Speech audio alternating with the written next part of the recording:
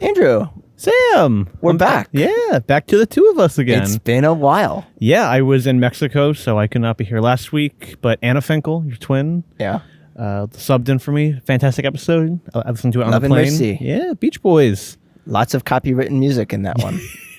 Yeah. I didn't really realize you guys were just going to do like a... Full reaction. Yeah, full listen to of the album. We did, I think 4 complete songs.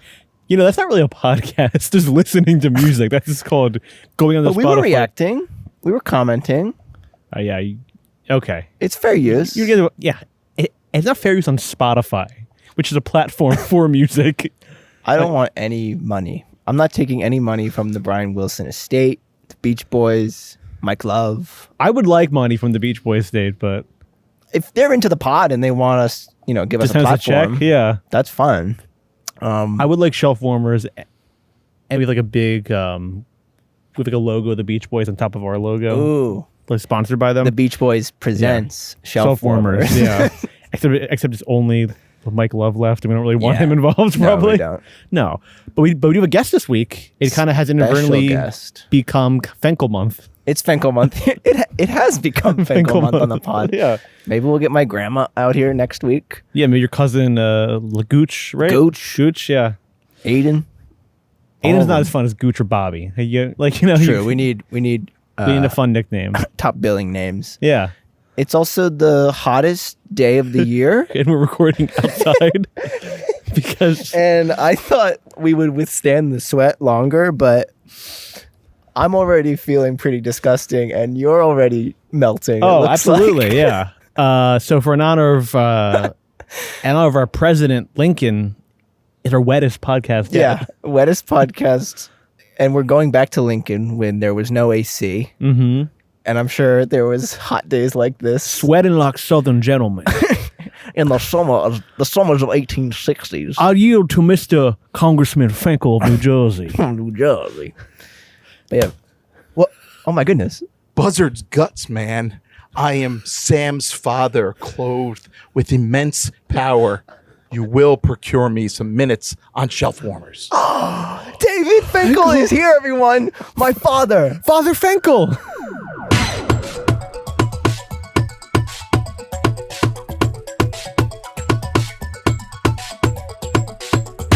Hello, boys. Nice to be with you. Thank you. It's an honor. I've been trying to get on this pod for quite some time now. Long time listener. And you waited till it was 100 degrees in my backyard to do it. I appreciate that. Yeah, the Love and Mercy pod was like a beautiful morning. It was comfortably cool, I would say. Not today. Yeah, and you have now become the first the father on the podcast. My dad, I'm sure, will now try to get on the podcast because he'll be some sort of jealous about it. Well, I had proposed the idea of a Father's Day podcast with your dad and me doing a shelf warmer. Just the two of you. Well, we just threw that around. With the two of you, either one would have been fine. I just don't know how that would have gone. If it was the four of us? No, like just the two of them. Oh, that would be crazy. That would have been crazy. What's your pod? We're just show up. Yeah. But the four of us could be good. We just need. That'd be fun. We're actually crowdfunding now for a fourth microphone. Yeah. And if that happens, Mike Love, if Mike Love pulls through with the checks, we will be doing a 4-man pod.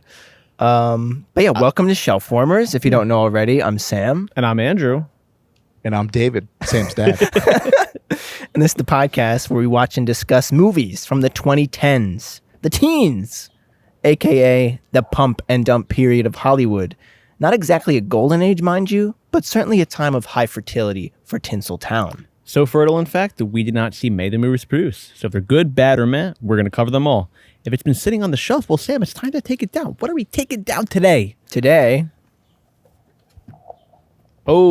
physical media. We are taking down Steven Spielberg's 2012 film, Lincoln. Thank you to the Woodbridge Public Library for this copy. And just so you know, there's a $2 per day late fee on this. Wow. So if you do take it off the shelf, make sure you return it on time. But that's from producer Bosch, and I think he has a person on the inside. So give me a thumbs up, Bosch, or a lobster claw up. Yeah, lobster claw up. If that fee were to happen to you, would that be taken off your account? Is there kind of some... Oh, he zipped his lobster mouth. He smashed his head through the window. Is he a lobster, or is it just the hands? The claws. Have you seen American Horror Story? Yeah. I was I kind of think Bash is picturing. feeling it because Mexico's on a roll. Yes. Yeah, he's got Oh. a shit-eating grin on right now. I was kind of picturing the Evan Peters character in that one season where he has like the lobster hands. I don't think I got that far. Yeah. Is that in the first 3 seasons? It's like 4, I think. Okay. But yeah, Have you seen American Horror Story? No. do you know what that is? Yeah, the show on FX. Whoa. Wow. You're not a total geezer. What was her face? Cable TV. Jessica Lange. Jessica Lange. won an Emmy for that. Many Yeah. seasons of that show. Many seasons. Kind of the only redeeming part of that show, people would say. Jessica Lange. Yeah, maybe like Sarah Paulson. Looking at Sarah Paulson. She's solid. Vera Farmiga's She's good in everything she does. sister? Yeah. Daughter? Who is that girl? Sister. Tessa Farmiga. Tessa Farmiga. Yeah. The Forgotten Farmiga. Two of the craziest names. Vera Farmiga. But yeah, Lincoln stars, of course, Daniel Day-Lewis Yeah. in the title role as President Abraham Lincoln. Well, And can we start with a question? sure, Why is this movie a shelf warmer? that's a great question. Oh, Because it yeah. definitely is. I mean, I didn't understand under your rules it is. I'm going to say, first off, that it shouldn't have been. When I rewatched this movie was better than I even remembered it, and I knew I had liked it. I'm not sure why. I guess I don't think people care about this type of movie anymore. And this is maybe the last presidential biopic that made money ever. You're stepping on one of my comments. I don't know that people ever cared about this kind of movie. whoa. Really? Explain. But I think this was a big deal when it came out. Like, we saw it in theaters, right? I distinctly remember standing in our entryway, getting ready to go see Lincoln. It was cold. It must have been, what, December, November? November 16th. Okay, so right before Thanksgiving. Opened up against, real quick, The Silver Linings Playbook and The Twilight Saga, The Breaking Dawn Part 2. Whoa, Breaking Dawn Part 2. 2012, November 16th. So you're telling me you could walk into the multiplex and get a ticket for Lincoln and Breaking Dawn Part 2? Everybody was doing it. It was the Barbenheimer of the time. It was the Barbenheimer of the time. Lincoln Dawn. Lincoln Dawn. Yeah. But I remember going. I remember hearing about. I think that's when I was first kind of introduced to the myth of Daniel Day-Lewis. Oh, yeah. As This was your really- first DDL experience? Yeah. Certainly, and I remember when that being a thing, and that was like a selling point for the movie. Like I remember hearing his wife lived with Abraham Lincoln for 18 months or something. What And a I- fucking nightmare. And I was like, His wife has "Really?" lived with every character. Yeah, like, played. is it really that serious? Like, will he not be himself? Like, how method does he actually get? I think Offset, he's not in character? Or is he like fully... I think he maintains the body language and the voice at the very least. So he walks hunched over with a strange 1800s Illinois accent. And a little squint. I feel like he was always kind of squinting in this movie. Yeah, they didn't have sex for like 18 months. If he's rocking a chin strap beard for 18 months. Yeah, she's like, dude, this is really not doing it for me. Like Abe and Mary Todd did not sleep in the same bed. So we're gonna take it that far. We're gonna go all the way. Yeah, how committed is he really? That's right. And if he didn't do that, is he really the greatest to ever do it? And he is like the greatest, but also it's fully psychotic, right? The fact that he does that. Do you agree with that? I think for some roles, it's a little bit much. I think this role, He might have is the called for it. greatest. Is that why he's the greatest? I don't know, but it works for him, so I can understand why he does. I think he And he possesses seems like that a very- in himself. yeah. And I think when we were younger, I thought he was a very serious guy. No, And he's very not a goofy, right? He's kind of a goofball, which was kind of revealed a few years later with Phantom Thread, where him and PTA are texting, and he's like, or PTA is like, what about Woodcock for the name? And they're just like, yes, like perfect. Reynolds Woodcock. Like it's not that serious, but it still is. It's really good. But yeah, this is a shelf warmer for sure. Despite the fact that it was nominated for 12 Academy Awards It's a and- Steven Spielberg film. and was a box office smash. Yeah, it made And is directed by the director. $275 million on a $65 million budget, so like $130 million profit, pretty much.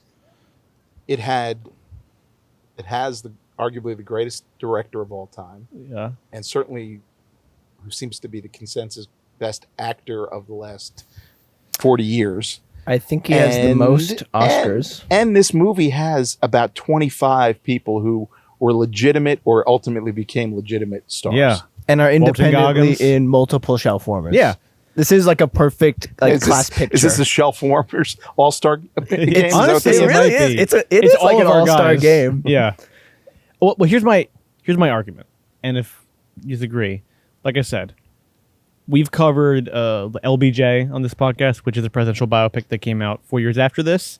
That made about $500,000 or whatever it made. Like nobody gave a shit about Didn't that. cover the R.I.P. the Rob Reiner, drivers. of Yeah. course. Yeah. R.I.P. Rob Reiner. Yes. And I also think a lot of the Spielberg movies from the 2010s, even if they're good, don't get the same kind of respect that his older movies do. So people Like The always go back Post. to Radar. Yeah. So people, Post is a shelf The warmer. Post, Bridge of Spies. Oh, yeah. Which also won Oscars, but I think people always go back to his earlier work and even his 2000s work or his late 90s, but never really dwell on his 2010s and his current stuff, which I think is very good. But I think people don't really go back and like, that was a great movie. It's also long, so people aren't kind of frequently going back to revisit this. Mm-hmm. And it's a relic of its time because it's an adult drama that won a bunch of Oscars that made a lot of money, and that does not happen anymore. No. So I wish there were movies like this. But even then, I think, like you're saying, like I don't know if there was a demand for this kind of movie. DreamWorks was not willing to fund the movie themselves. Like it was a split budget from DreamWorks and Disney. Yeah. Well, and if you think about it, it's a movie that is about 4 months, the last 4 months of his life. Yeah. That doesn't depict the assassination. Nope.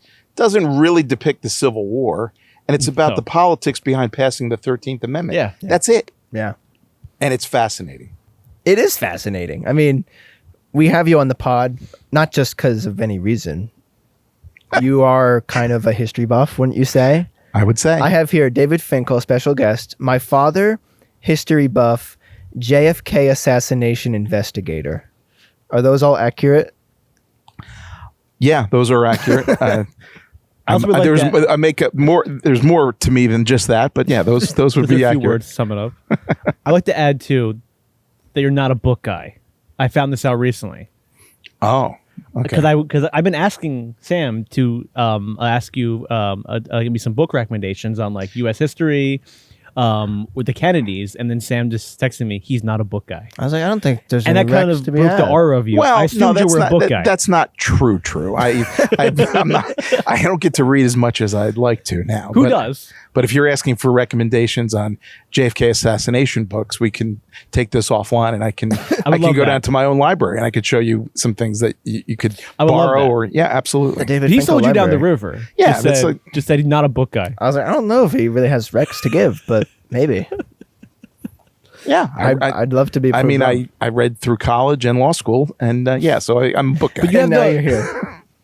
But you have the aura of a guy who's very like well read, and it was a lot about this time period. So we thought it would also be a good movie. It's also kind of a dad movie because my dad was Big very dad excited movie. about this. He made sure we saw it in the theaters. He was like, "Lincoln's a hero, and you have to go. I always have to go see this with me." So he was a big deal. That we have an inside family joke that is related to this, but this is one of the first major movies I can remember taking Sam and his twin to and forcing them to go see. Yeah, I do. We were pretty young, but I do remember this coming out, Yeah, and it was a big deal. it was. So what about the movie called to you as like, I have to bring the kids to this? Like, was it just like, it's an important movie, it's a Spielberg movie? Like, what was Spielberg, a DDL, but less so. Certainly in terms of impressing the kids, I don't know that they would have known or cared that DDL was in it. And it was about Lincoln, who is the most important figure in American history. And this movie makes you believe that. Yes, absolutely. And the machinations, the politics, what was accomplished over the course of this film is consequential to American history. And everything in American history kind of leads up to Lincoln and after.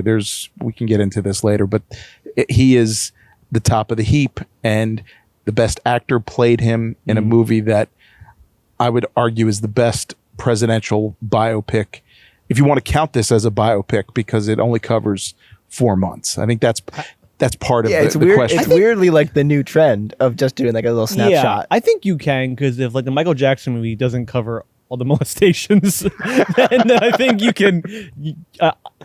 I think you give this one a pass for not covering the assassination. Then Yeah, this is the best biopic since Michael. But yeah, we're also doing. 407 hee-hees ago. Is it yee or hee hee? Hee-hee. It's hee-hee. Yeah. It's not yee hee. You two weren't there. I was there. When I was in Mexico, there Yeah, was you're the this- Pepsi generation, aren't you? Yeah. there's this DJ that kept trying to promote that they were doing a Michael Jackson night at the resort. So he'd go, oh, tomorrow night, Michael Jackson. And it was like literally several times throughout the day over the loudspeaker. It had to be Michael Jackson followed by hee hee. Yeah, Michael Jackson every time. And people must have got pretty freaking People psyched were for it. hyped. People were turned up. But you were also obsessed with the presidents. From as far back as I can remember. And we have a little show and tell here. We have your figurines. When were these from? So these were There's Lincoln right there. Yeah. Not very posable. yeah. Like I don't think it's show. And we just smashed it into a Semper Tyrannus. $6,000 worth. So Little guys. these were procured by my maternal grandmother, Really? and it must have been some kind of set back in the 60s, because I think at the time they only went up to LBJ, and they Good one to end on. those were ones that I would play with those, and I would look at them and learned about the presidents. I knew all the presidents from when I was 6, 7. And I've whoa, 6, 7. Yeah, 6 or 7. Oh, yeah, 6, 7. I'm always keeping. I don't know them what up that to date. means, but I'm I keeping them up to date.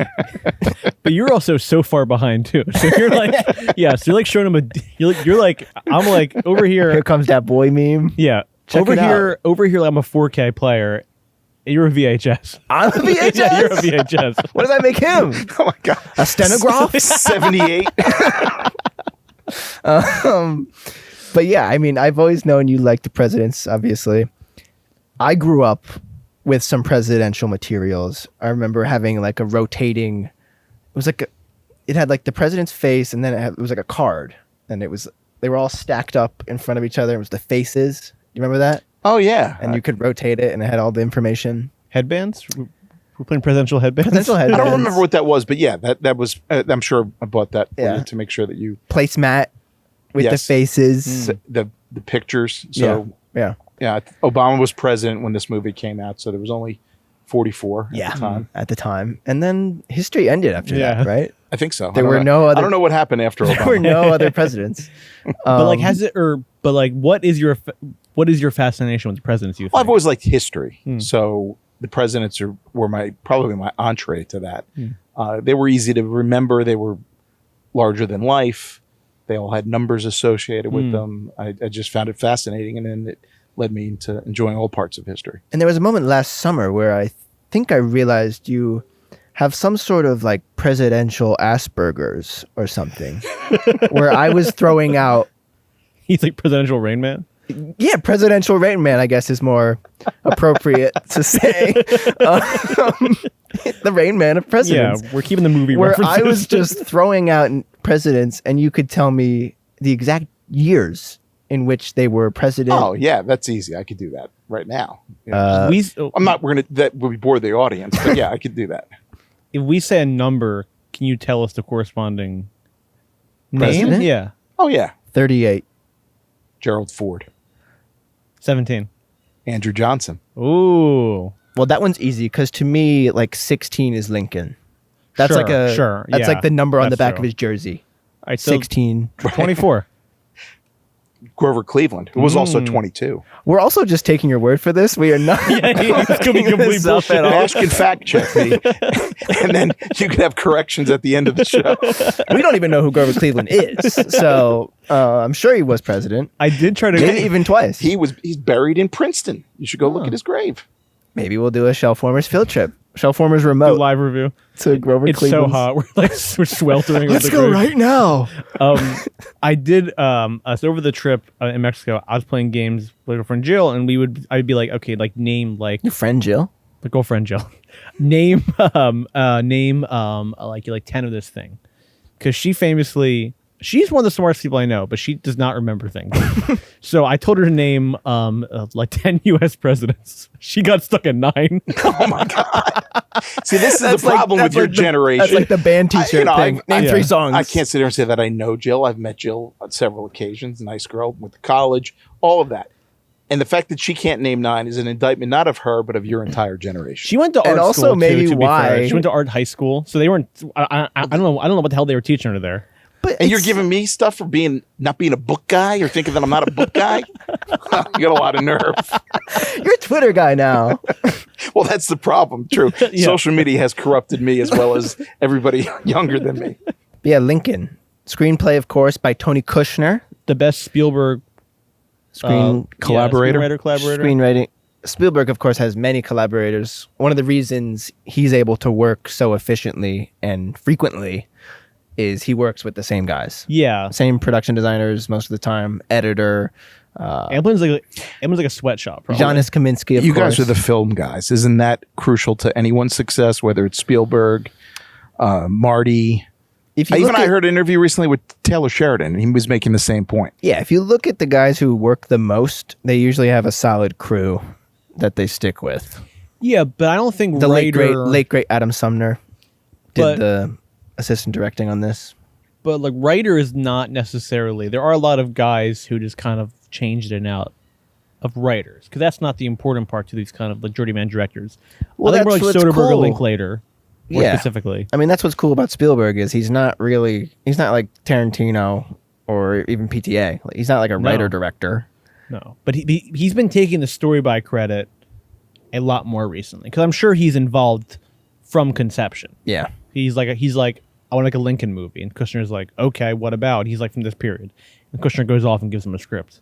Yeah, he was actually, Tony Kushner ended up writing the script.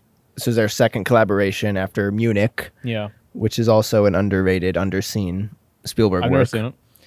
You've never seen Munich. No. All right, so There's we'll another movie double- we're going to talk about on this pod that you haven't seen that's more relevant to this, but you never saw Munich either. Okay. No, yeah, Wow.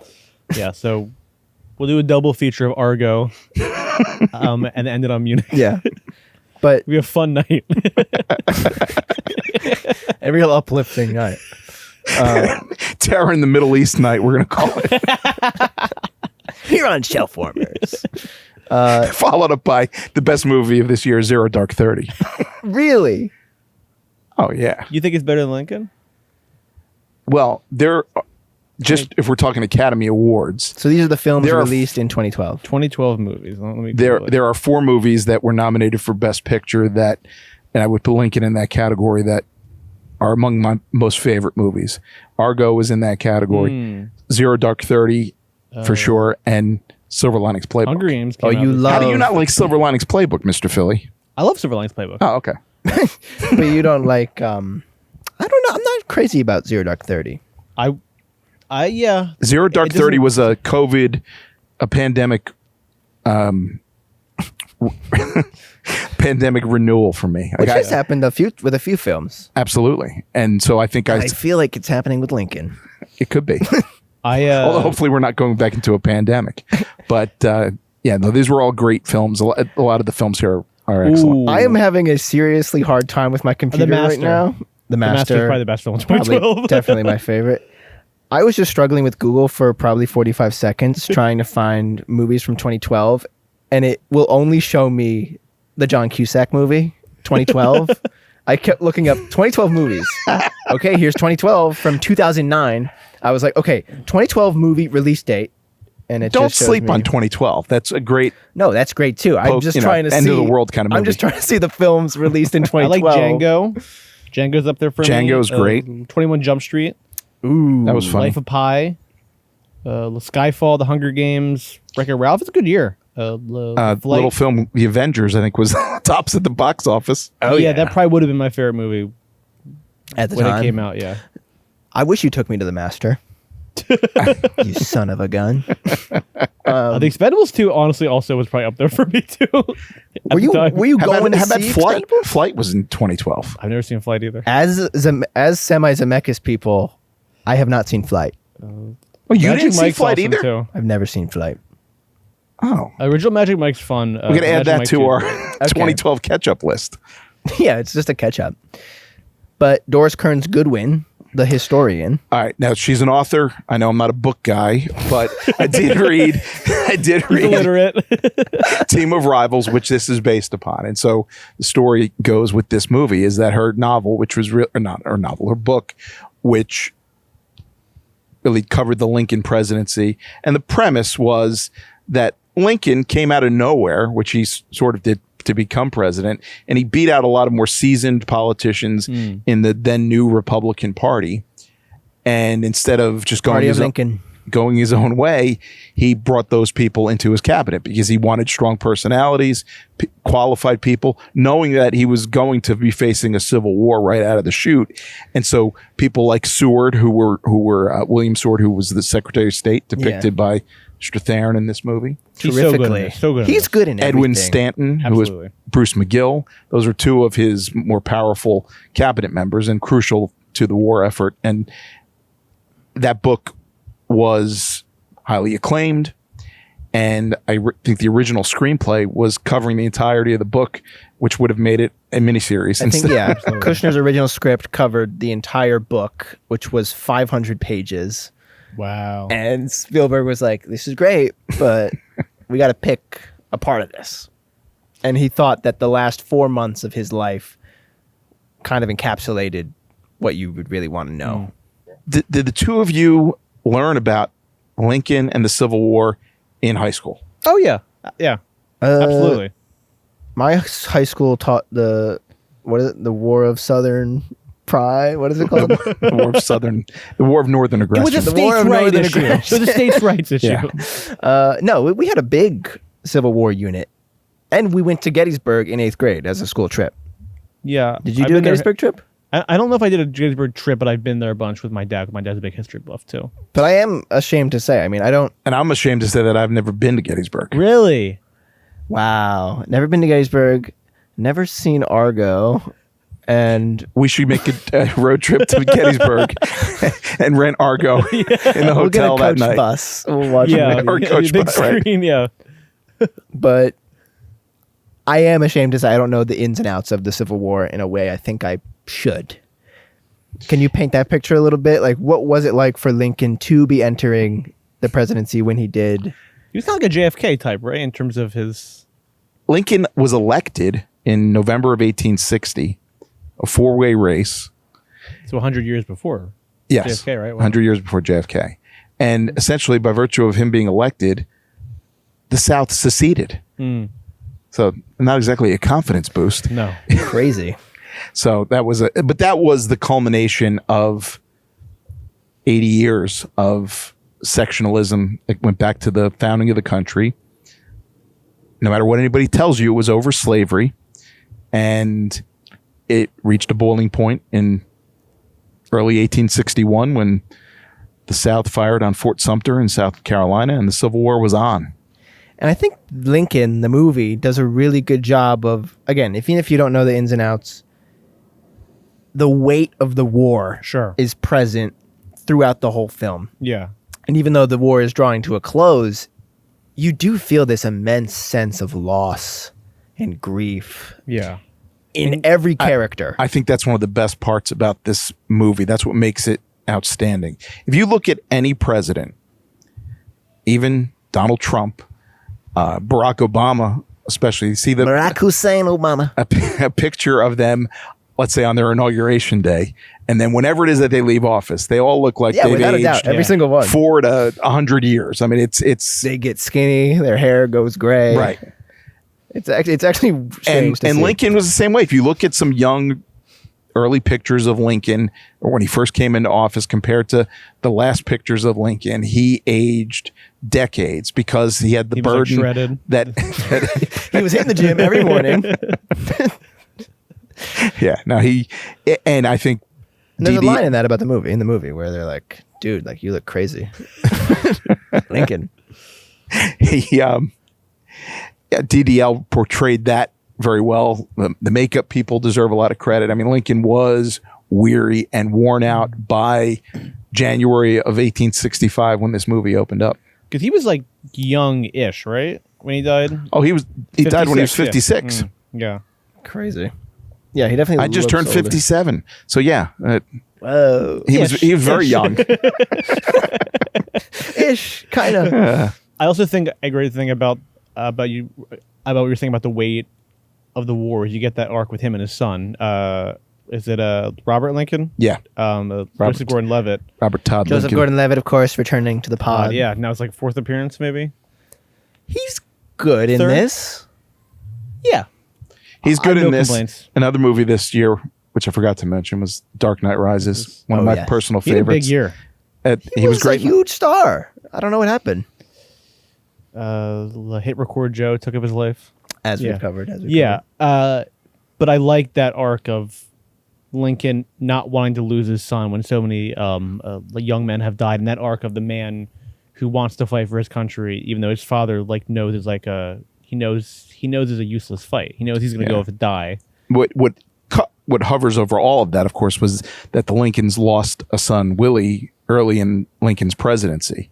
He's died of illness, I think like consumption or one of those 19th century diseases that would have wiped out half of us. Yeah, are just atrocious and scary. died the COVID vaccine. Yeah. Typhoid or something And it's also a good way for us to kind of feel their grief in their family and also this sort of national. Yeah, it frames the relationship between Lincoln and Mary Todd, his wife. Yeah.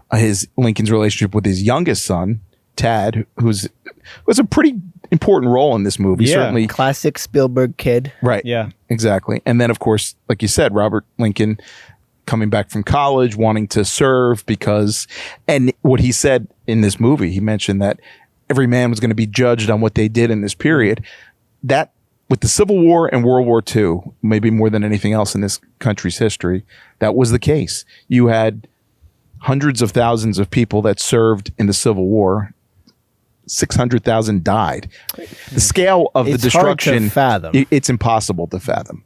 But if you just think about it in political terms, it wasn't until Teddy Roosevelt, every president after that had to have some connection or have served in the Civil War. Wow. So that was half a century basically after Lincoln was killed.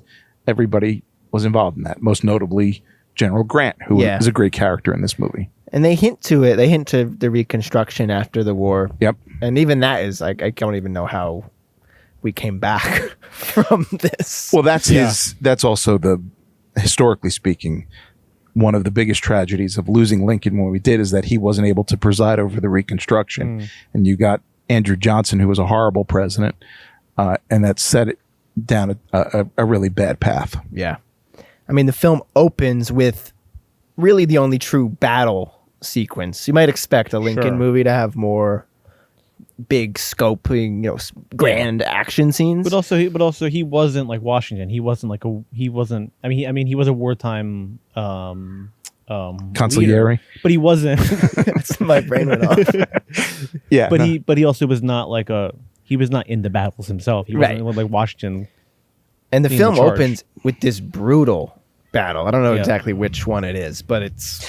I don't remember exactly. I think it was meant to depict just the horror brutality. of that war. Yeah. Of that war. It was like every Civil War battle was sort of represented in that. Yeah. I mean, the hand-to-hand combat, the insane. bayonets, Stabbing. Ugh. Cannonballs, people losing chunks of the body. Yeah. It's kind of like Saving Private Ryan-esque, the way it opens. Sure. Yeah. He's good at shooting a battle. And guess who speaks the first line of the film? Coleman Domingo, Goldman Domingo. who's now back with them for Joe Disclosure Jackson Day. himself. Yeah, back in Disclosure Day. Most Him and recently. David Oyelowo both. Honestly, all the four soldiers we see at the start are now, or are all pretty famous guys. Right. Dane DeHaan and Lucas Haas. Dane DeHaan, who really stands out as Dane DeHaan. Yeah, because he's iPhone face. He's going up to Abraham Lincoln. He's like, "Oh my dude, like we love you so much, man." And we were at Gettysburg, and I could hear you. we made up most of it. Like, and I'm exaggerating, but that is kind of what his voice sounds like. No, yeah, Dane DeHaan. no, that's pretty good. But the movie does have a sense of humor, which I also think saves it from being Sure. a textbook, Right. boring history movie. It has the Spielberg, It had the Spielberg touch touch. of magic. Yes, It has the Absolutely. Spielberg touch, and it has the deeply written dialogue from Kushner, which also does have some humor imbued into it. There's humor. There's a lot of exposition, which runs the risk of boring the audience. But But because it's fascinating, and if Yeah. you're It's not, like the Star if Wars you're prequels bored, a little bit. It felt like the best of the prequels, Yes. where it's very political heavy, and People talking about getting a bill passed and yeah, and it how to really, structure the Senate. but it shows you how politics is. you want to see how the sausage is made, Yeah. just watch this movie. Yeah. Yeah. I mean, you're talking about. I mean, we could argue all day about what's the most important amendments to the Constitution. The Civil War produced 3 of the most important, including one that the Supreme Court just ruled on yesterday. So the 13th, 14th, and 15th were known as the Civil War amendments, and the 13th was the first one that essentially it outlawed and banned slavery, which was the first step, and then went from there. And I think this movie does a really good job of depicting the controversy, the fact that some people wanted the war to end at any and all cost, and slavery was not as important to them. But I think what it does a good job of showing is that by that point, Lincoln, who had used the Emancipation Proclamation as a wartime tool, not necessarily an abolition tool, he had realized that this was not going to work. We cannot live with slavery anymore, and that had to be done. And he chose a very interesting point, which is not the case anymore because of how they've moved when the term starts. But so the elections were in November. The new Congress wasn't due to come in until March. So there was a long lame duck period where you had the outgoing Congress still there. Yeah, obviously Lincoln having been reelected and freed up to pursue things that maybe he couldn't have done prior to the election of 64. And he felt that was the moment where they had routed a lot of Democrats who were now going to be out of a job and therefore maybe more susceptible to coming on board and voting for this amendment. Now, he says, Now. banging the table. Exactly. he's tricky, and that's kind of my favorite part about this. Oh, Like when yeah. he talks about when he talks about the Emancipation Proclamation, and he was like, sure, I am depicting, or he's like, sure. Also, this paraphrase because the dialogue is way better. But he's talking about Yeah. how he has to depict the slaves as property in order to use them as wartime tools, even though he does not feel like that, and he knows that it can't, like you were saying, it can't stand up as law. And also, he's using power that really no president has used before in order to get that done. It's like He it really pushed is so tense and fascinating.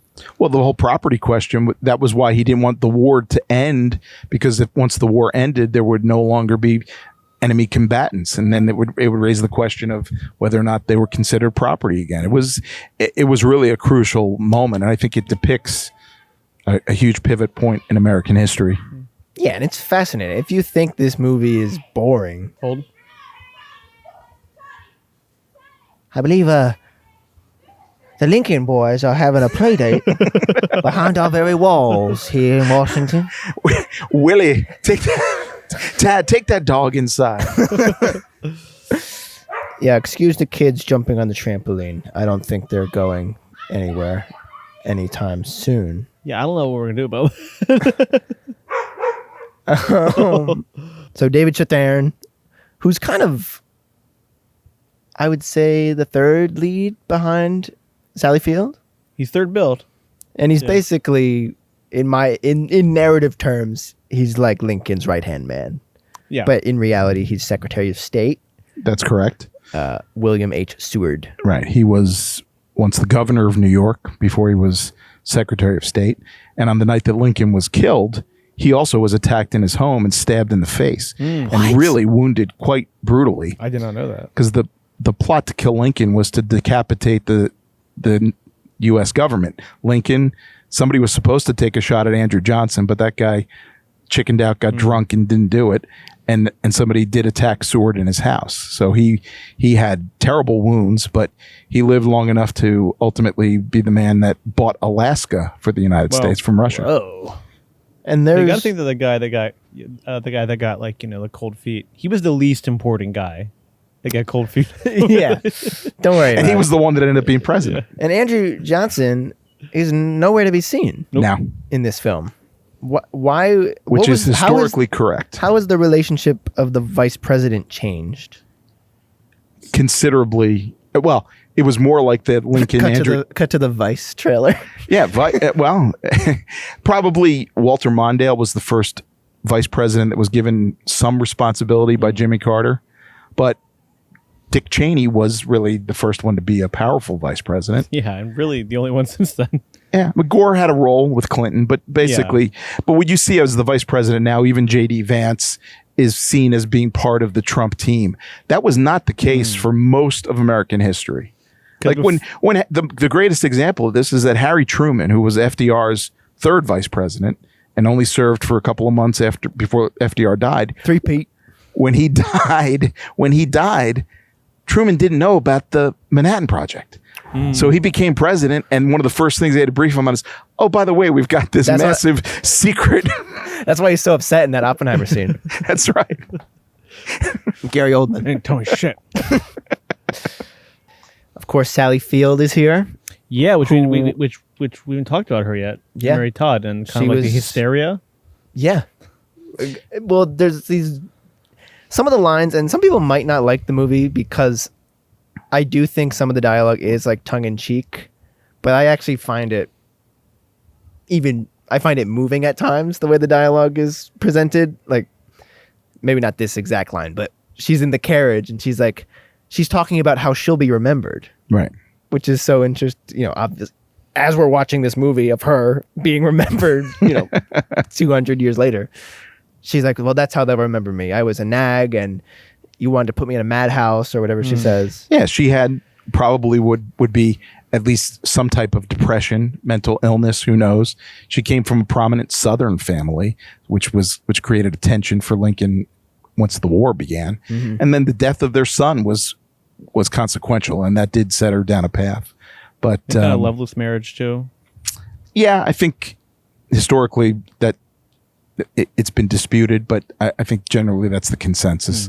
But I think she's great in this movie, and somewhat underrated. Yeah, the role she was kind of meant to play because Spielberg was talking to Doris, the author of the book, in the late 90s, even before the book had come out. Spielberg had gotten the rights to do the movie. And at that point, he was thinking of doing Liam Neeson as Lincoln and Sally Field as Basically, Mary pick Todd. any tall actor. Is that basically? Yeah. And Neeson was basically going to be the guy, which I think would have been a misstep. Yeah.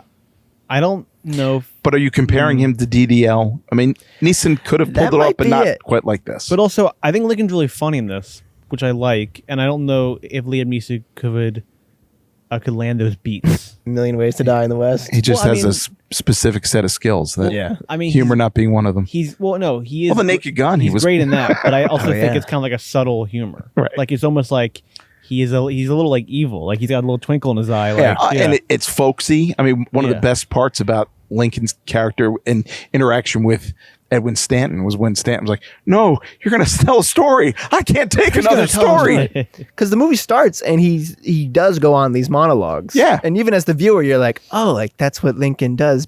And then he does it a second time and you're like, you get a feeling like, oh, like he's really doing like this is how he is. And then again, kind of tongue in cheek, where the character is actually commenting on it and being like, no, like you're going to tell another story. Like I love all of that stuff in the movie.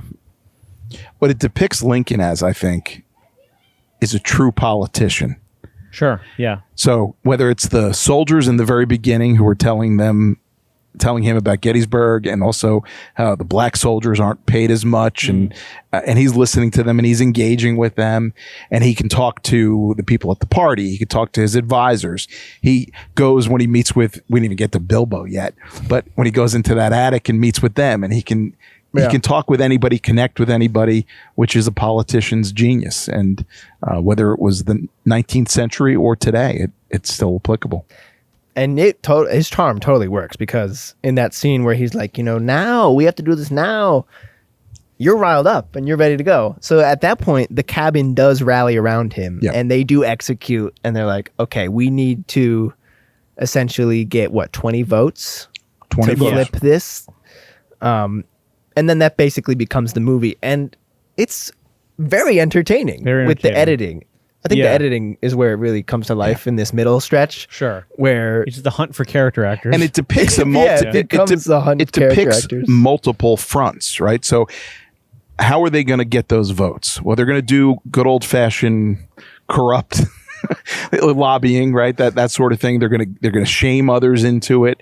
They're going to Michael Stuhlbarg, right? At the same time, he's going to slow roll the peace talks with the South. I mean, there's a lot going on here to get that to happen. Walton Goggins is one of them, but the team is, what would you call them? Are they lobbyists? In a modern context, they would be lobbyists. So that's James Spader, Tim Blake Nelson, and another guy whose face you know. Yeah. Who is that guy? John Hawkes? Yes. Who's also in Deadwood. Yeah. He's fantastic in that. All these guys are great. Hal Holbrook is in the film as so good. Preston Blair. Who is? Well, Preston Blair was a politician. He had been a senator, I believe, and he was one of the founders of the Republican Party. At that point, he was no longer in office, but he still had a lot of influence. And Holbrook played Lincoln, right? In I think a miniseries. Yep. Yeah, in the 70s. Question for later. oh. Jumping ahead. And Jared Harris as Ulysses S. Grant. Yeah. Terrific. Jackie Earle Haley, as Alexander Stevens, the vice president of the Confederacy. I love Lee the Pace. shot because what's happening? So Lincoln is trying to pass the 13th Amendment. Right. Meanwhile, these three guys from the Confederacy are making their way up north. Yeah. Yeah. Look, at this point, there's the fighting ceases a little bit in the winter. That's just the realities of 19th century life. Yeah. The South is beaten up. I mean, it's been 4 years of brutal civil war.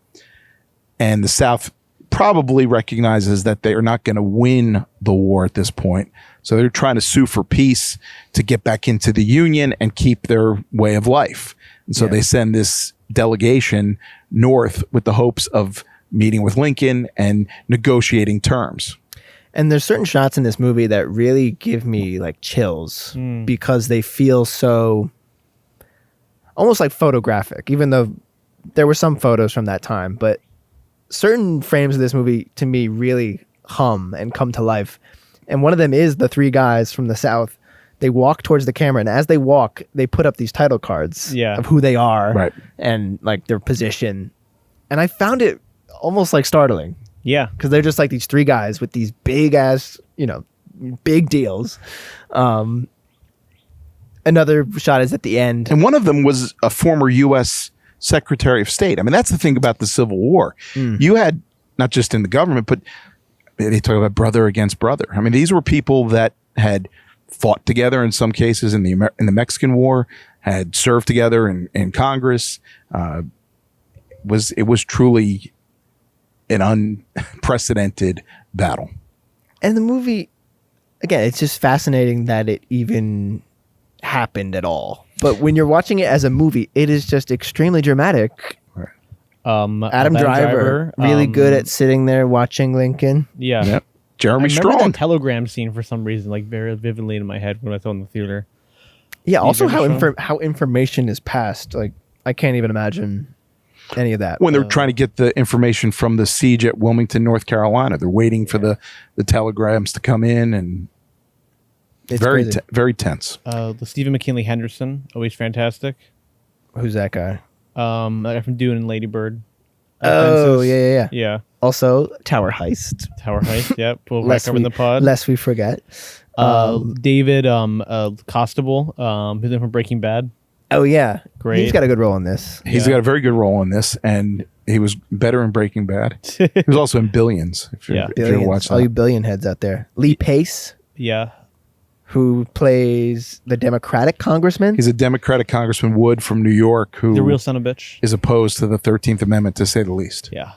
And then Tommy Lee Jones, I think, is probably Tommy Lee Jones, maybe who my favorite performance in this. great in this, and Except he's for kind of the DDL, other part right? He helping Lincoln accomplish this.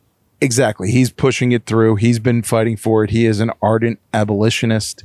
He was a congressman from Maryland, a lot of power, and he was the leader of what was then known as the Radical Republicans. Mm-hmm. And there's a great scene with him and Sally Field. Oh, at the White House, at the reception, we're in the reception line. Yeah.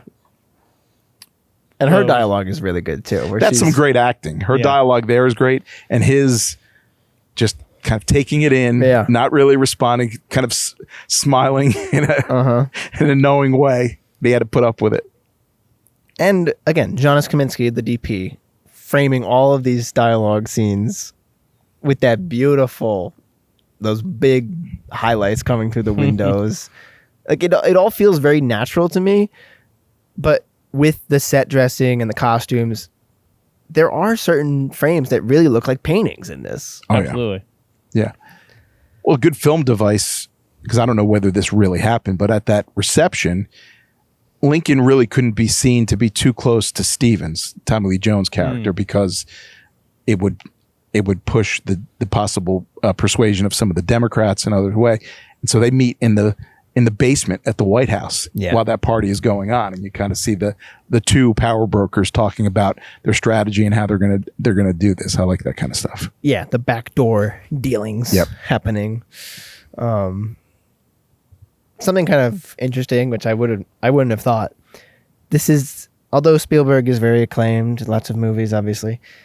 Daniel Day-Lewis winning the Oscar for this movie was the only performance from one of his movies to win an Oscar. Up to Any that point. performance? Yeah. And then second, I guess, was Rylance for The Bridge of Spies. Yeah. Third, Sly, angry at the reception. hey, I mean, I thought I got a chance. Who really cares about 2010 Spielberg anyway? Bridge of Spies. Hey, I mean, come on, it's Rocky. It's Rocky. And then the third, I guess, would be Ariana Du Bois for West Side Story. So he's done very well in the DDL. in the last. People are like, 10, okay, 15 we'll years. give your performances an Oscar. We will not rewatch your movies, and they will be destined for the shelf. Yeah. And I'm going to make Disclosure Day, and no one's going to like it. Except you. I loved it. 10 out of 10. I'm pretty close. I was kind of mixed in when I saw it, but the more I think about it, I'm like, that's an awesome movie. There's been a lot of hate at work surrounding it. Cool. A lot of haters. A lot of I know that's haters. outside of the shelf warmer universe, but if you ever want to talk about that movie, I'm down. But the movie just does a really great job of not being this stuffy, boring thing. It is portraying Washington as this, like you said, like a swamp of these kind of dirty guys getting shit done. And It's not a place that, other than maybe the romance of history, you would want to be in, whereas we sit out here in 95-degree heat. But we're going to be able to clean ourselves up once this is over. You couldn't do that in 1865. Rank. very effective sequence, all visual, of course, classic Spielberg, where Joseph Gordon-Levitt goes to a war hospital with Lincoln because he's the son who's trying to get in the war. And Lincoln kind of goes into the hospital, and Joseph Gordon-Levitt kind of wanders around, and he sees these two guys pushing this wheelbarrow covered in this cloth, and it's just like dripping with blood.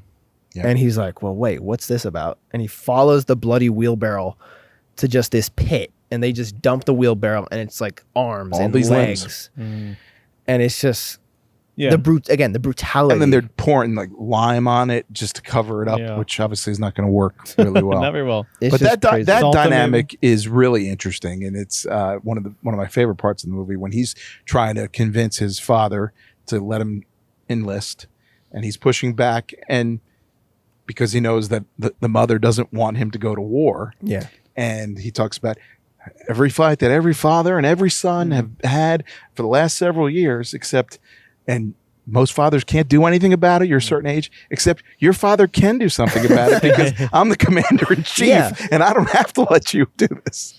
And again, it's really hard to overstate how fucking good Daniel Day-Lewis is. Yeah. Fantastic. Because it also it never feels like an impression. Like it's No. not like it's not like Bill and Ted like party on Bill and Ted. Like it's not like it's never like that. He's never doing he's not doing a voice, which also is fascinating. Yeah, and the Although we body benefit from the language. fact that we don't know, unlike JFK and FDR and other presidents have been yeah. depicted, what these people actually sounded like, right? There's pictures of Lincoln, and he certainly, Yeah. they pulled that off, but you don't really know what his voice was. Yeah. And the way they film him is incredibly mythic. The first sure. shot of him is from behind, and you just see the penny, Yeah. the penny profile. Yep. And then the scenes with his son, with his young son, I find incredibly tender. Yeah. When he comes into the room and his son is sleeping by the fire, And he spoons him. and he gets down with him, and then piggyback ride out of that. The White House just seems like this cozy place in Yeah. this movie. Now it's covered in gold. It looks beautiful, Half it's knocked down. but it looks. Yeah, In 2029, we have to reset it to its 1865 bring it back. sentiment. But you really do feel roused by him. And we are partially doing this for the 250th anniversary of our country, Right. Yeah. 3 days from now. Which is why which I've heard a lot of Phillies- people be yeah. like, fuck that. America's team. America, Philly. America's team. What is that? It doesn't say Phillies. It does. It's It's just just Philly. Philly. Philly. Well, Why is it's that? a knockoff jersey. Oh. Yeah. I have my actual jersey, but I wasn't going to wear that today because it's too sweaty for it. So, Yeah, sweat this one. yeah. So, we're knockoff one. But I think the movie, it doesn't glorify anything. Maybe a little bit. But I think it's pretty fair. Sure. I think it humanizes a figure that has been lionized without removing the legend. Yeah. Yeah. And I don't think it's bad to walk away from this movie and be like, okay, guys. Good job, Lincoln. Guys, we've made it this far. Right. And I think a lot of the sentiment today is like, well, fuck this, fuck 250, fuck USA, like Trump sucks. No matter what you think of what's going on today, you can't compare the problems today that existed during the Civil War. Sure. It's unfathomable.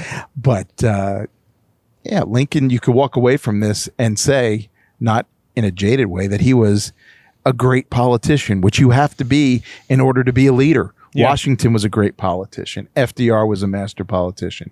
Whoever you think of as the greatest presidents, they had to be, frankly, to become president, you have to be a great politician. Yeah. To be a great one, you have to be a superior politician. So I think it's okay for us to recognize this occasion Yeah. with a great, great film. So this movie is 2.5 hours long.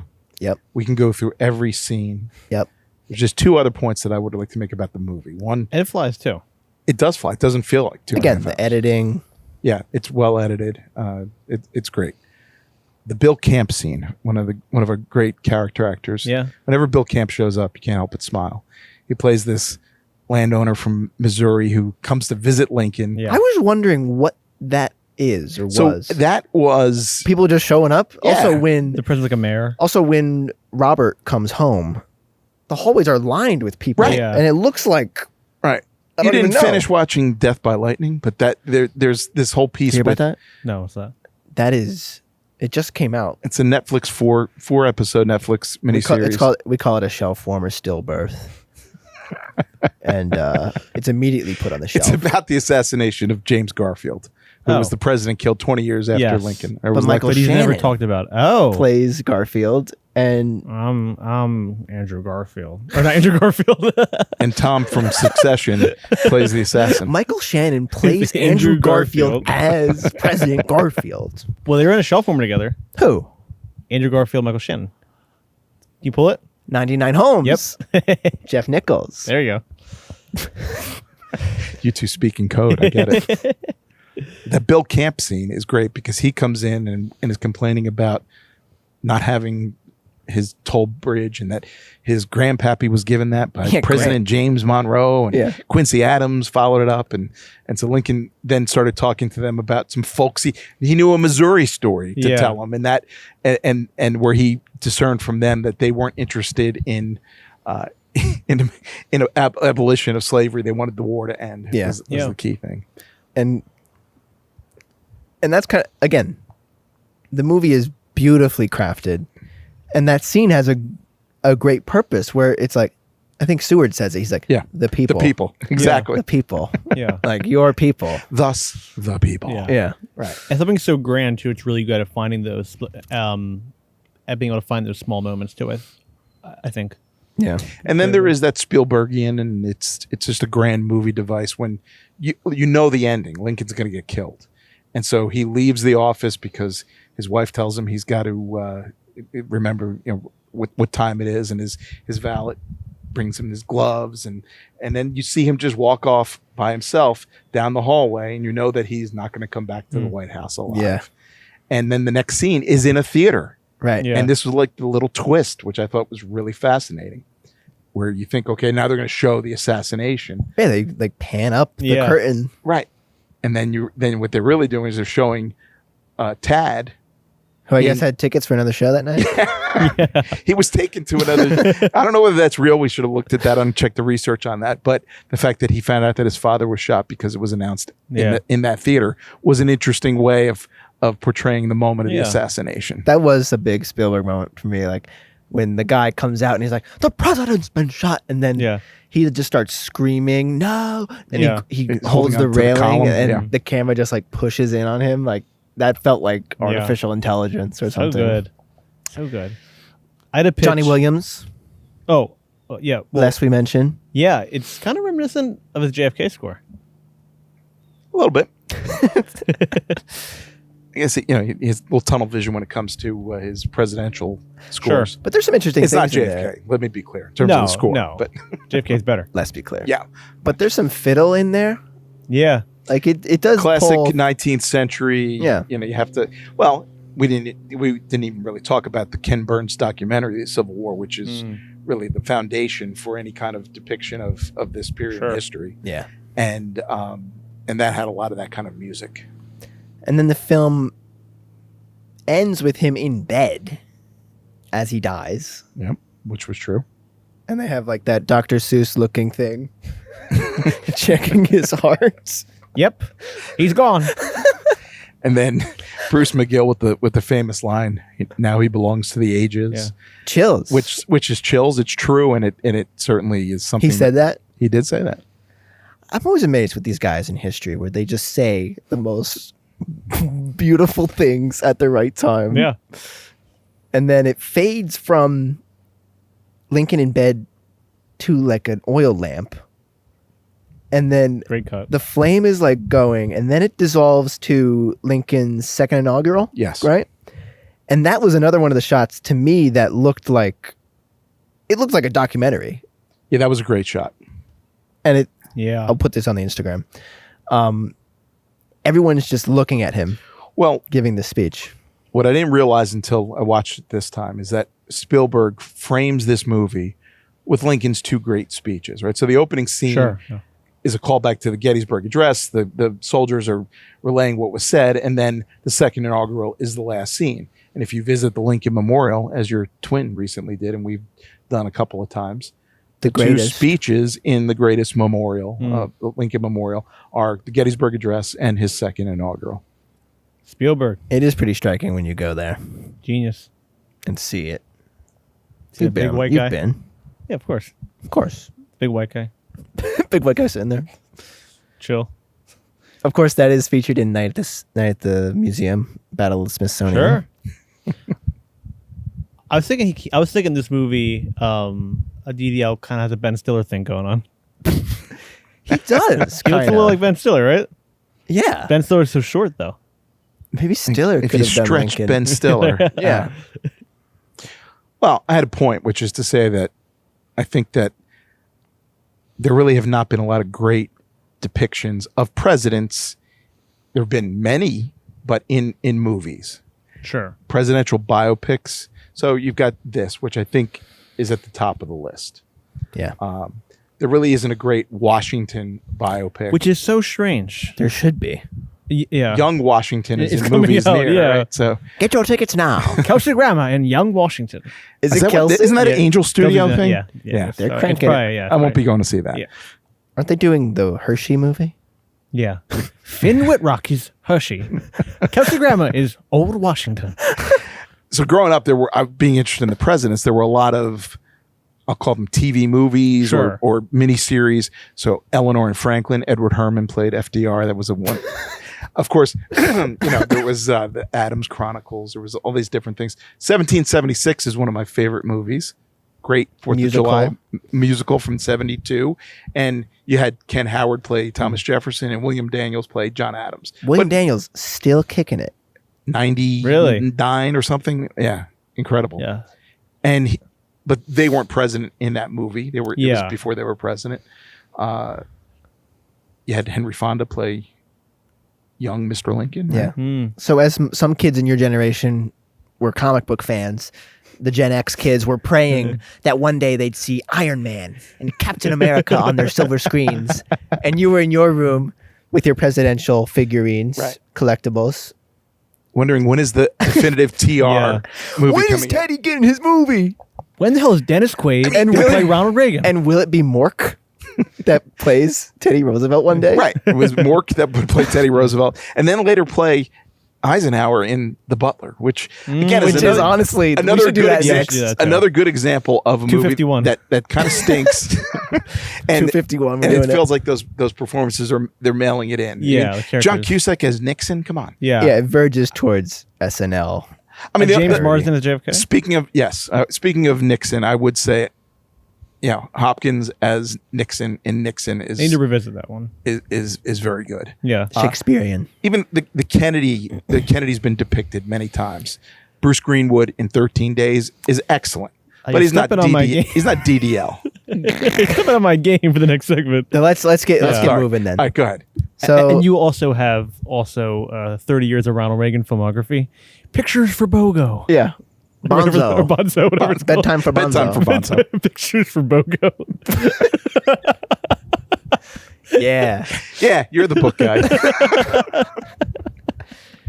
So you actually already mentioned. Oh wait, Lincoln Sleigh. My one appearance on the show, and Sammy Slate is that. It's Lincoln Slate. So sad. So The sad. truth be told, I have moved our editing onto a new hard drive, and I don't have the Sammy Slate theme song. Why can't you find it? I need to find it, but I've remixed it. It's a whole thing. Anyway, my first Slate Well, pick. Well, okay, well, how about this? 407 slates ago. There you go. There you go.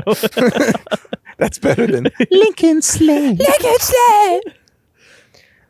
Number one, you mentioned it, Young Mr. Lincoln by John Ford, okay, which stars Henry Fonda as a young Mr. Lincoln. Mr. Lincoln. I believe it's about him I haven't seen it, but I want to check it out because it's been described as an American fable and how it's about his early career. It's his origin story. Yeah, which is kind of funny to think about if you think of Lincoln as this superhero type character. And people say it's actually really good. And John Ford, people give him a lot of shit. But I think he does, Played by David Lynch. played by David Lynch in Fablemans. Young Mr. Lincoln. We made that film in 1939. There's this whole thing about the great man and how that could be kind of problematic. The great man theory of history, yes. And it's problematic, but it's a reality, and it certainly applies to Lincoln. Yeah. And this movie, at least Criterion describes it as a lament for what the world might have also been had there been no Lincoln to save it. Right. And So it's kind of like The Last Temptation of Christ. yeah. Cool. But with Henry Fonda. Somebody recently, I read something recently, I did read, that He was the one that gave me this information. compared Lincoln, and made a comment that Lincoln, this is like a statement I would make, Lincoln was the most important human being since Jesus Christ. Now, that may seem ridiculous, but Maybe. if you could say that the United States is the most consequential country in the world, Yeah.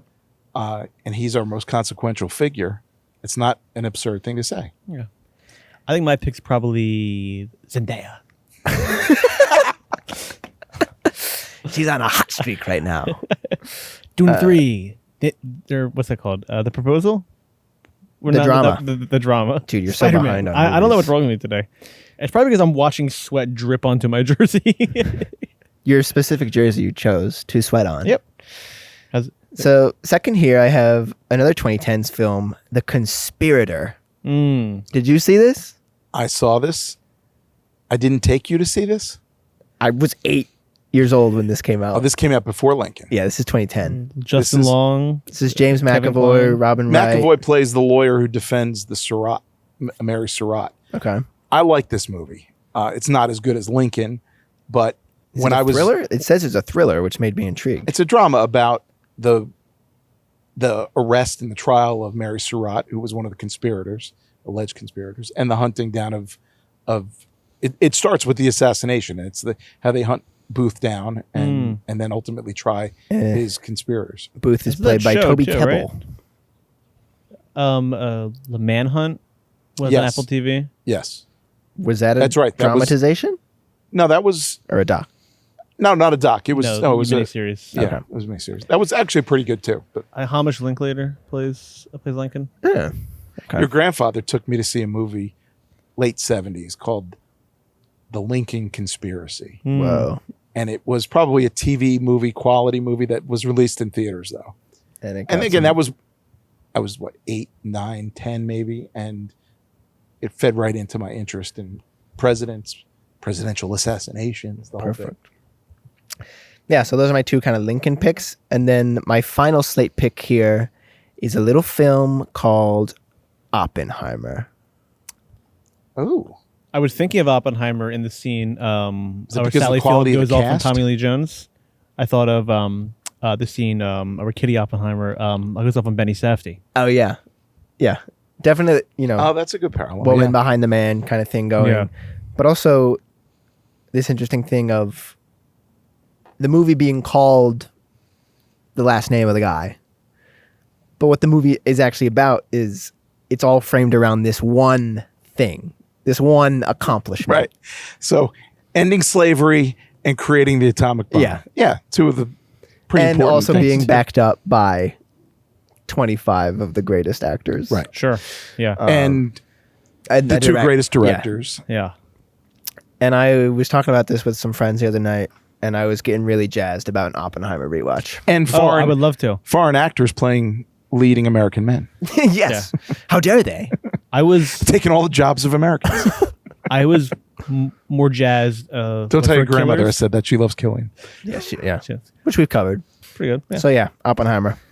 Abraham that's my Lincoln slate. Vampire Hunter. Also, So why you're not? basically saying Yeah. that Oppenheimer, which is, I think unquestionably we knew was an immediate classic, Lincoln is on that level? I think that will have Yeah. more cultural stay though because of the Oppenheimer? whole. Well, just because the whole that it made $1 billion and had the True. Oppenheimer thing. So True. I think that will inherently be like remembered Yeah. a lot more. I got a little game for. Oh shit! Let's do final thoughts when ending the game. Okay. I'll keep it simple, guys.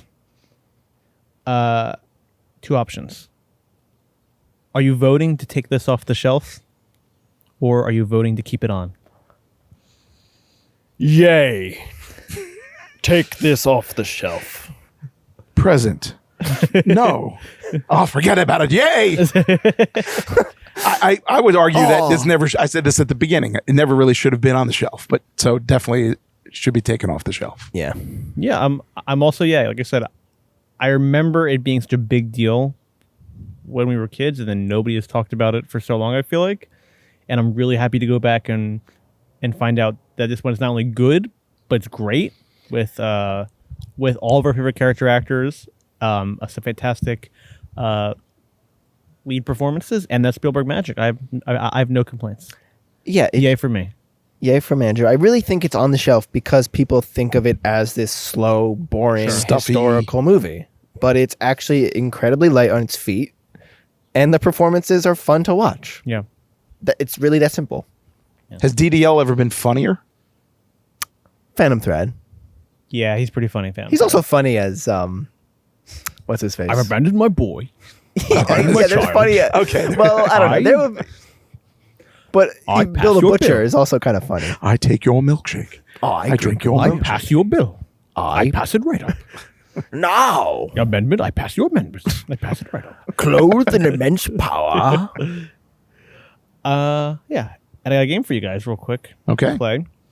And you said multiple times while we were recording that we were stepping on this game. It's kind of a bonus point thing that you guys are naming like actors who have played presidents because that was kind of a bonus point thing. Okay. You might have the All right. edge. So I got this data from Google AI because it's kind of hard to. Google AI sponsoring this episode. Not always great. I don't really like Google AI, but it's kind of the best way to get a rough idea of like what is. So the question so I was trying to figure out what U.S. presidents have been portrayed in a film and television most times. Okay. Oh, the most times. Okay. Yeah, so it's kind of a hard number to get. I found some stuff from like 2012. That's also been obviously another 14 years later. So it's kind of outdated. So I was pulling from a lot of sources. So this is kind of a rough number. Yep. But I found the top 5 who've been betrayed the most. Okay. And I'm curious if you guys can kind of think of a list in your brain Of who those the top five? 5 are. John F. And bonus Kennedy. points if you can put them in order, and if you can name an actor who's Are played them. we going one for one? Or are you giving? I mean, I think John F. Kennedy must be in there. Sure. I would say Do you want to put them in a Franklin. number? Franklin D. Roosevelt. I have no comment until you guys Oh, lock your oh. list in. Lincoln? Lincoln and Washington. So one more, Jefferson. Thomas Jefferson. And then if we're ranking them, I feel like John F. Kennedy has been portrayed a lot. Even in the background of things. Even in like Marvel movies, right? Yeah. Oh, those X-Men Well, are Nixon. dangerous What about Nixon? mutants. This is tough. So you have 5 Yep. correct I answers? would say Yep. Lincoln has to be number 1. I have no comment until the end.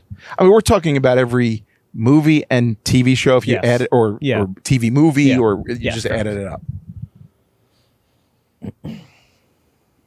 Lincoln, Kennedy, Washington, FDR. FDR, Thomas Jefferson? Is that your final answer? You know, I bet it is. I bet it could be like Nixon or LBJ, somebody more Current. current, because they show up in different things. So do you want to get rid of TJ, throw in Nixon? Sure. So Lincoln, Kennedy, Nixon. What were the other 2? Washington, FDR. FDR. Who above? FDR or Washington? FDR, then Washington. Okay, so Lincoln, Kennedy, Lincoln, Kennedy, FDR, FDR, Washington, Nixon. Nixon. Your final answer? Yeah. Locking it in. Yeah, Okay. we'll lock it in. You got all 5 correct. Really? All 5 correct. But you got one order wrong. Still. Oh, that's pretty fucking Yeah, good. that is great. Number 1, Abraham Lincoln. And you want to take a guess on how many times? So According to AI gave Google you a AI. number. It's a number and then plus. So it's not an exact number. 75.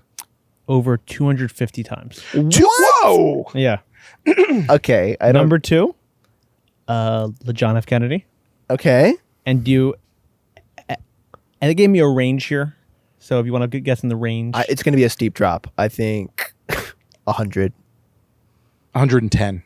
I'll play Price is Right. 80 to 100 plus. So yeah. So Okay. Okay. number 3, Richard Nixon. Oh, I'm Nixon. glad we snuck him Yeah. in. Yeah. Any number guess for that? 70. 70 to 90. Yeah. Number 4, FDR. FDR and 50. 60 to 80 still. Oh, okay. Yeah. And number 5, George Washington. Yeah. Washington is not as depicted as you would think. Yeah, because I think people aren't really. Yeah, as There's we a said, lot there's of- no, there's no like set like that's the George Washington film. Yeah. They say about 65 plus times.